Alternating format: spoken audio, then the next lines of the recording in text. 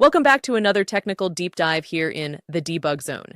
Today we're tackling a big question and breaking it down with insights from other users. Hopefully this clears up some misconceptions and helps you get the answer you need. So buckle up, stay a little curious, and let's jump right in.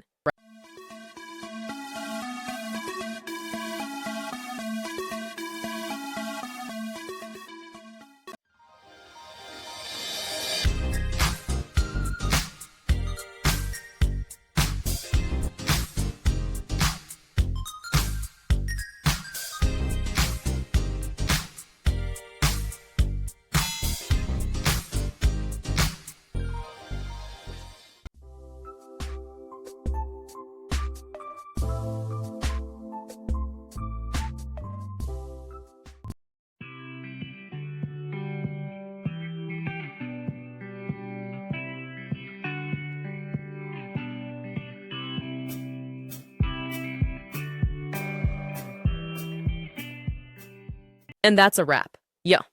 I hope you found the answer you were looking for.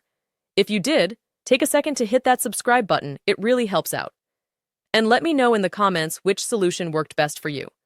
See you next time in the debug zone.